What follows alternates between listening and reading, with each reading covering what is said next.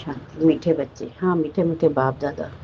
इस दुनिया में निष्काम सेवा सेवा एक केवल एक बाप ही करता है, बाकी तुम जो भी कर्म करते हो उसका फल अवश्य मिलता है। प्रश्न, ड्रामा अनुसार कौन सी बात 100% सर्टेन है जिसकी तुम बच्चों को खुशी है? उत्तर, ड्रामा अनुसार सर्टेन है कि नई राजधानी स्थापन होनी ही है। तुम बच्चों को खुशी है कि श्रीमत पर हम अपने लिए अपनी राजधानी स्थापन कर रहे हैं। इस पुरानी दुनिया का विनाश तो होना ही है। तुम बच्चे जितना पुरुषार्थ करेंगे उतना ऊंच पद प्राप्त होगा। गीत, तुम्हें पाके हमने जहाँ पा लिया, जमी तो जमी आसमां पा लिया। ओम शांति।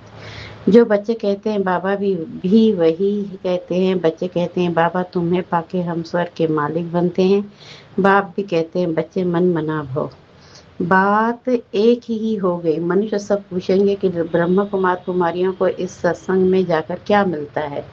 तो ब्रह्म कुमार कुमारियां कहते हैं हम बाप दादा से विश्व के मालिक बनते। विश्व का मालिक और कोई बन न सके। विश्व के मालिक यह लक्ष्मी नारायण ही है। शिव बाबा तो विश्व का मालिक हो नहीं सकता। तुम बच्चे विश्व के मालिक बनते हो, तुम्हारा बाप विश्व का मालिक नहीं बनता। ऐसे निष्काम सेवा करने वाला और कोई होता नहीं। हर एक को अपनी सेवा का फल जरूर मिलता है। भक्ति मार्ग में किसी भी प्रकार से जो भी कोई कुछ भी करते हैं, सोशल वर्कर को भी सेवा का फल जरूर मिलता है। गवर्नमेंट से पगार मिलता है। बाप कहते हैं मैं ही एक निष्काम सेवा करता हूँ जो बच्चों को विश्व का मालिक बनाता हूँ और मैं नहीं बनता हूँ। बच्चों को सुखी करके सुखधाम का मालिक बनाए, 21 जन्मों का सुख दे। मैं अपने निवारण धाम में वानप्रस्थ अवस्था में बैठ जाता हूँ। वानप्रस्थ तो मूल वतन को ही कहेंगे। मनुष्य वानप्रस्थ लेते हैं बच्चों को सब कुछ दे जाए, सत्संग आदि करते हैं, गुरु करते हैं कि यह मुक्ति का रास्ता बताए। अब तुम बच्चे जान गए हो कि मुक्ति जीवन मुक्ति का रास्ता कोई मनुष्य मात्र कभी किसको बता नहीं सकते। वे किसी को भी सदगति दे नहीं सकते, अपने को भी नहीं दे सकते। अपने को दे तो फिर दूसरों को भी दे सके। बाप आते ही परम धाम से, वह वहाँ का रहने वाला है। तुम बच्चे भी वहाँ के रहने वाले हो। तुमको पाठ बजाना है इस कर्म क्षेत्र पर। बाबा को भी एक बार यहाँ आना है तुम बच्चों के लिए। जबकि स्वर्ग की स्थापना हो रही है तो जरूर नरक का विनाश होना ही है। अभी तुम जान गए हो शिव बाबा ब्रह्मा द्वारा आदि सनातन देवी देवता धर्म की स्थापना करे। तुम जानते हो हम मनुष्य देवता बन रहे हैं फिर से। तुम बच्चों की बुद्धि में है कि हर 5000 वर्ष बाद हम आकर फिर से ब्रह्मा द्वारा शिव बाबा के बच्चे बनते हैं। वर्षा पाने के लिए पतित पावन उनको कहा जाता है। नॉलेजफुल ज्ञान का सागर भी है। योग अर्थात ज्ञान सिखाते हैं, परंतु निराकार कैसे समझाए, इसलिए कहते हैं ब्रह्मा द्वारा मनुष्य देवता बनाता हूँ, अर्थात देवी देवता धर्म की स्थापना कराता हूँ। अब वह धर्म है नहीं, फिर बनाना पड़े। अब फिर से आदि सनातन देवता धर्म स्थापन कर बाकी सबको मुक्ति धाम में ले जाता हूँ। भारत प्राचीन खंड है, इसलिए भारत की आदमशुमारी वास्तव में सबसे जास्ती होनी चाहिए। ऐसी बातें और कोई की बुद्धि में नहीं आती। आदि सनातन देवता धर्म सबसे जास्ती बड़ा होना चाहिए।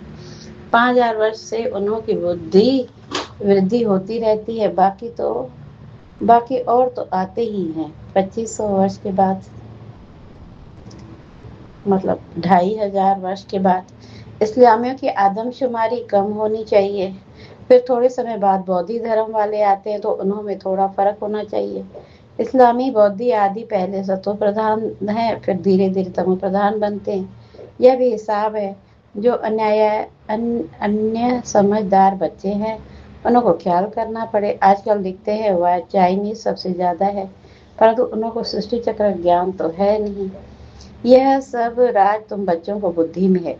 जो पढ़े लिखे हैं उन्हों को डिटेल में समझाना होता है। देवता धर्म वालों को 5000 वर्ष हुए तो इस समय उन्हों की संख्या बहुत होनी चाहिए, परंतु देव देवता धर्म वाले फिर और धर्मों में कन्वर्ट हो गए हैं। पहले पहले बहुत मुसलमान बन गए, फिर बौद्धि भी बहुत बने हैं। यहाँ भी बौद्धि बहुत हैं। क्रिश्चियन तो बेशुमार हैं। देवता धर्म का तो नाम ही नहीं। अगर हम ब्राह्मण धर्म कहें तो फिर हिंदुओं की लाइन में डाल देंगे। अभी तुम जानते हो आदि सनातन देवता धर्म स्थापन हो रहा है। हम ब्राह्मण द्वारा श्रीमत पर यह भी समझ होनी चाहिए। धर्म गाए तो जाते हैं ना। यहाँ के मनुष्य अपने को हिंदू की लाइन में ले आते हैं, कहेंगे हिंदू आर्य धर्म है सबसे पुराना। भारतवासी पहले पहले आर्य थे, बहुत धनवान थे। अब अन आर्य बन गए हैं, कोई अक्ल नहीं, जिसको जो आता है वह धर्म का नाम रख देते हैं। झाड़ के पिछाड़ी छोटे छोटे पत्ते टाल टालियां निकलते हैं, नए का थोड़ा मान होता है। अभी तुम बच्चे जानते हो कि हम बाबा से सर का वर्षा ले रहे हैं, तो ऐसे वर्षा देने वाले बा को कितना याद करना चाहिए। तुम जितना जास्ती याद करेंगे, एक तो वर्षा मिलेगा और तुम पावन बनेंगे। लौकिक बाप से तो धन का वर्षा मिलता है, साथ साथ फिर पतित बनने का भी वर्षा मिलता है। वह लौकिक बाप है, वह पारलौकिक बाप, और यह है बीच में अलौकिक बाप। इनको बीच में दोनों तरफ से जोड़ दिया जाता है। शिव बाबा को तो कोई तकलीफ नहीं होती है, इनको कितनी गाली खानी पड़ती है, वास्तव में श्री कृष्ण को गाली नहीं मिलती है, बीच में फंसा है नहीं यह। कहते हैं ना, रास्ते चलते ब्राह्मण फंसा, गाली खाने के लिए यह फंसा है। अलौकिक बाप को ही सहन करना पड़ता है, यह किसको पता ही नहीं है। शिव बाबा इनमें प्रवेश कर आए, पत्तों को पावन बनाते हैं, पवित्र बनने पर ही मार खाते हैं। बाप कहते हैं मैं आया हूँ सबको वापस ले जाने। तुम जानते हो मौत सामने खड़ा है, विनाश तो जरूर होना चाहिए। विनाश बगैर सुख शांति शांति कैसे हो। जब कोई लड़ाई आदि लगती है तो मनुष्य यज्ञ आदि रचते हैं। लड़ाई बंद हो जाए, तुम ब्राह्मण कुलभूषण जानते हो, विनाश तो जरूर होगा, नहीं तो स्वर्ग के गेट कैसे खुलेंगे। सब स्वर्ग में तो नहीं आएंगे, जो पुरुषार्थ करेंगे वही चलेंगे, बाकी जाएंगे मुक्ति धाम। ये किसको भी पता न होने के कारण कितना डरते हैं, शांति के लिए कितना धक्का खाते हैं, कॉन्फ्रेंस करते रहते हैं। सिर्फ तुम ब्राह्मण ही जानते हो सुखधाम शांति धाम ही कैसे स्थापन हो रही है। विनाश के लिए सिवाय स्थापना हो न सके। तुम अभी त्रिकालदर्शी बने हो, तीसरा नेत्र ज्ञान का मिला है। वह तो कहते रहते हैं पीस कैसे हो, अर्थात कोई भी लड़े नहीं, सभी कहते हैं वननेस हो।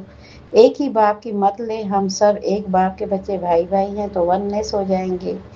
एक बाप के बच्चे हैं तो आपस में लड़ना नहीं चाहिए, यह भी तो हो सतयुग में ही था, वहाँ कोई भी आपस में लड़ते नहीं थे। वह तो सतयुग की बात हो गई, यहाँ तो है कलयुग। बरोबर सतयुग में देवता थे, बाकी सब आत्माएं कहाँ भी पता नहीं पड़ता। तुम अब समझते हो एक राज्य सिर्फ सतयुग में ही था, वहां सुख शांति सब था। यह सब बातें तुम्हारी बुद्धि में है, नंबरवार पुरुषार्थ अनुसार समझते हैं। बरोबर हम सतयुग में राज्य करते थे, बहुत सुख था, अद्वैत धर्म था, यह ज्ञान किसको है नहीं। इस समय तुम नॉलेजफुल बनते हो, बाप तुमको आप समान बनाते हैं, तो बाप की महिमा वही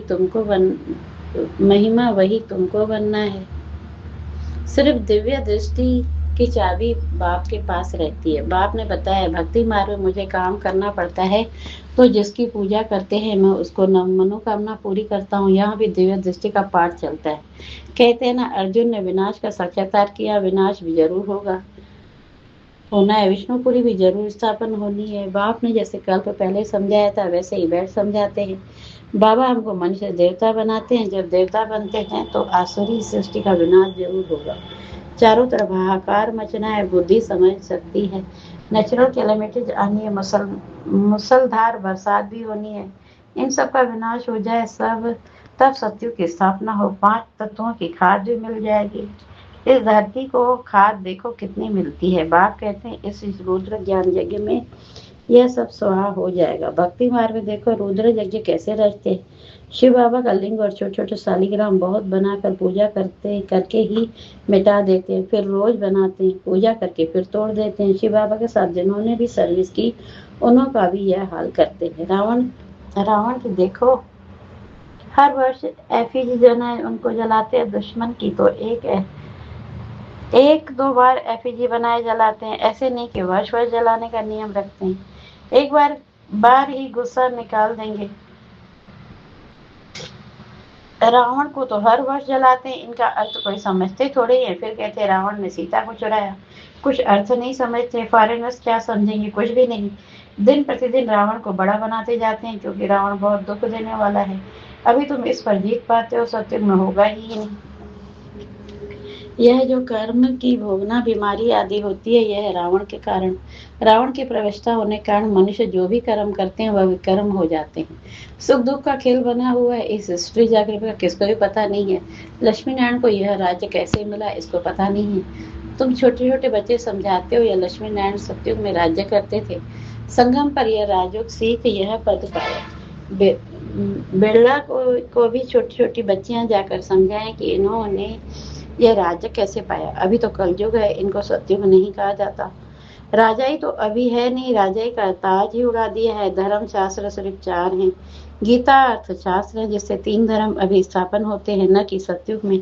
ऐसे नहीं लक्ष्मी नारायण ने व राम ने कोई भी धर्म स्थापन किया। यह धर्म अभी स्थापन कर रहे हैं। फिर इस्लामी, बौद्धी और क्रिश्चियन का एक ही धर्म शास्त्र बाइबल है। बस फिर विषय वृद्धि होती जाती है। आदि सनातन ही देवी देवता धर्म, अब फिर से देवी देवता धर्म की स्थापना करते हैं। तुम ड्रामा के राज को अच्छी रीति समझ गए, खुशी भी रहती है, जबकि तुम बच्चों को 100% सर्टेन हम फिर से अपना राज्य भाग स्थापन कर रहे हैं। इसमें लड़ाई आदि की कोई बात ही नहीं। राजधानी स्थापन हो रही है, यह सर्टेन है। एज सर्टेन, एज डेथ तुम जानते हो। हम फिर से राज्य भाग लेते हैं। कल्प कल्प बाप से वर्षा लेते हैं। जितना पुरुषार्थ करेंगे उतना उच्च पद पाएंगे। अच्छा, मीठे मीठे सिक्के लगे बच्चों प्रति माता पिता बाप दादा का याद किया। Good morning, good morning. रूहानी बाप की रूहानी बच्चों को नमस्ते नमस्ते नमस्ते। और हम रूहानी बच्चों की रूहानी बाप दादा माता पिता को याद प्यार। गुड मॉर्निंग, नमस्ते नमस्ते नमस्ते। शुक्रिया बाबा, शुक्रिया आपका बहुत। धारणा के लिए मुख्य सार, जो बाप की महिमा है उस महिमा को स्वयं मिलाना है। बाप समान महिमा योग्य बनना है। पारलौकिक बाप से पवित्रता का वर्षा लेना है। पवित्र बनने में ही स्वर का वर्षा मिलेगा। दूसरी पर श्रीमत पर अपने तन मन धन से एक आदि सनातन देव धर्म की स्थापना करनी है। वरदान, पुराने संस्कार रूपी अस्थियों को संपूर्ण सती के सागर में समाने वाले समान और संपूर्ण। पुराने संस्कार रूपी अस्थियों को संपूर्ण स्थिति के सागर में समाने वाले समान और संपूर्ण हो। बाप समान व संपूर्ण बनने के लिए सृष्टि की कयामत के पहले अपनी कमजोरियों और कमियों की कयामत करो। कोई भूलझन का नाम निशान न रहे। ऐसा अपने को उज्जवल बनाओ जैसे जन्म परिवर्तन के बाद पुराने जन्म की बातें भूल जाती हैं। ऐसे पुरानी बातों को, पुराने संस्कार को भस्म करो। अस्थियों को भी संपूर्ण स्थिति के सागर में समा दो, तब कहेंगे समान संपूर्ण। सुलभ विस्तार को सार में समाने की जादूगरी सीख लो तो बाप समान बन जाएंगे। ये अव्यक्त इशारे। सदा हर्षित रहने के लिए अपनी नेचर को सरल बनाओ, सहनशील बनो। सहनशीलता वाले बाहर मुक्ता के वाइब्रेशन को ही नहीं, लेकिन मन के संकल्प भी जो उत्पन्न होते हैं, उन संकल्पों की उत्पत्ति को देखकर भी घबराएंगे नहीं। अपनी सहनशीलता से सामना करेंगे और सूरत को सदैव संतुष्ट व प्रसन्नचित दिखाई देंगे। उसके नयन चैन कभी भी असंतुष्टता के नहीं दिखाई देंगे। वे संतुष्ट मणि होने के कारण सदा हर्षित रहते हैं। ओम शांति। शुक्रिया बाबा, शुक्रिया आपका बहुत बहुत।